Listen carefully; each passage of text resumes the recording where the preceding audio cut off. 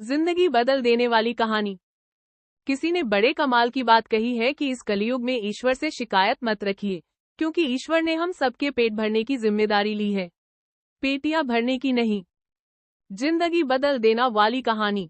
एक बड़ी छोटी सी कहानी है पुराने जमाने की। एक राजा के दरबार में पंडित जी पहुंचे पूजा पाठ कराने के लिए। पूजा पाठ समाप्त हुआ तो राजा ने 3 प्रश्न किया और कहा कि पंडित जी जवाब दीजिए। पहला प्रश्न था कि ईश्वर कैसे दिखता है। दूसरा प्रश्न था कि ईश्वर कहाँ तक देखता है और तीसरा प्रश्न था कि ईश्वर जो है वो क्या करता है। पंडित जी ने कहा कि मैं थोड़ा सोच विचार करके जवाब दूंगा, आप मुझे थोड़ा समय दीजिए। राजा ने कहा, 1 महीने का समय आपको दिया। पंडित जी घर आ गए, सोचने लगे, विचार करने लगे, लेकिन वह प्रश्न का सटीक जवाब मिल नहीं रहा था। जैसे जैसे वो डेडलाइन समाप्त हो रही थी, वो 1 महीने का समय समाप्त हो रहा था। उनकी टेंशन बढ़ती जा रही थी।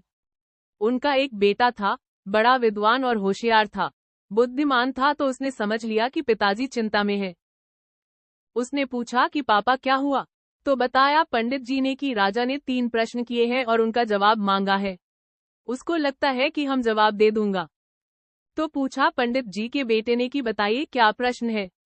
उन्होंने बताया कि ईश्वर जो है वो कैसे दिखाई देता है, कहाँ तक वो देखता है और ईश्वर करता क्या है। तो पंडित जी के बेटे ने कहा कि बस इतनी सी बात है, मुझे आप लेके चलिए। 1 महीना समाप्त होने पर मैं राजा को तीनों प्रश्नों के सही जवाब दूंगा। पंडित जी ने कहा, मुझे तो बताओ। तो पंडित जी के बेटे ने कहा, नहीं, आपको भी वही पता चलेगा, आप चलो मेरे साथ। 1 महीना समाप्त हुआ, दोनों पहुंचे दरबार में। तो राजा ने पूछा कि हाँ जी पंडित जी जवाब दीजिए। तो पंडित जी ने कहा कि मैं जवाब नहीं दूंगा, मैं अपने बेटे को साथ में लाया हूँ, बड़ा बुद्धिमान है, आपके सारे प्रश्नों के सही जवाब देगा। तो राजा ने कहा पंडित जी के बेटे से कि बताओ बेटा क्या जवाब है। पहले प्रश्न का पेशेवर जो है वो कैसे दिखता है। तो पंडित जी के बेटे ने कहा कि गजब करते हैं आप महाराज, इतने बड़े महाराज हैं और आपके यहाँ अतिथि आया, उसका अपने आदर सत्कार नहीं किया, पानी भी नहीं पिलाया, कुछ आपने जलपान की व्यवस्था नहीं की और सीधा प्रश्न पूछ लिया। राजा को शर्म आई, तुरंत जो है दूध के ग्लास मंगवाए गए। दूध का ग्लास आया तो पंडित जी के बेटे ने उसमें उंगली डाल करके देखना शुरू किया और दूध को बाहर निकाल करके देखना शुरू किया। थोड़ी देर तक चलता रहा।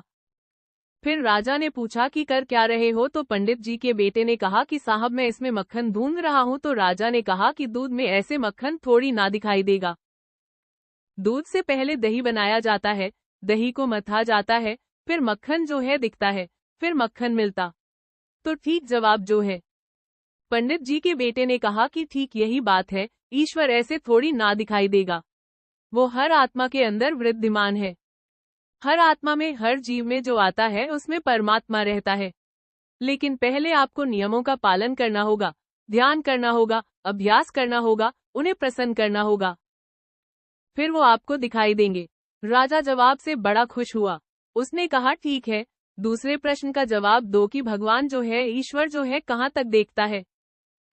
पंडित जी के बेटे ने कहा कि आप एक मोमबत्ती मंगाइए। मोमबत्ती मंगाई गई, फिर मोमबत्ती को जलाया गया। तो पंडित जी के बेटे ने पूछा कि राजा जी ये बताइए कि इसकी रोशनी कहाँ तक जा रही है।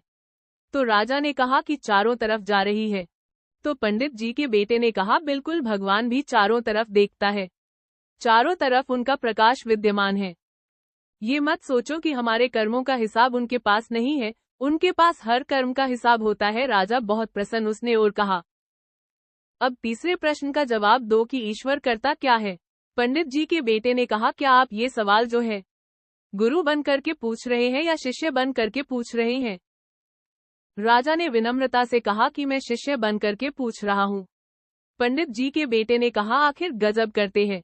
उसने ताना मारा कि जो शिष्य वो तो सिंहासन पर बैठा है, गुरु नीचे खड़ा हुआ। राजा को फिर से शर्म आई, तुरंत नीचे उतर कर आया और पंडित जी के बेटे से कहा आप महात्मा जी ऊपर बैठे। जाकर के पंडित जी का बेटा जाकर सिंहासन के ऊपर जाकर बैठ गया। फिर राजा ने प्रश्न किया कि ईश्वर क्या करता है। तो पंडित का बेटा ने कहा कि अब बताने के लिए रहा ही किया, क्या बताऊं मैं आपको। ईश्वर एक ही पल में राजा को रंक बना देता है और रंक को राजा, मुझे रंक को वह एक ही पल में राजा बना दिया और आपको राजा से रंक बना दिया। इस कहानी की सीख, मोटिवेशनल स्टोरी इन हिंदी। इस छोटी सी कहानी का सार है कि ईश्वर हर जगह में रहता है, वह हर किसी को देखते हैं और अपने कर्मों का फल जरूर देता है। उसके पास सब समान होता है, इसलिए हमेशा कभी भी बुरा काम मत करना, हमेशा अच्छा काम कीजिए। Watching this video.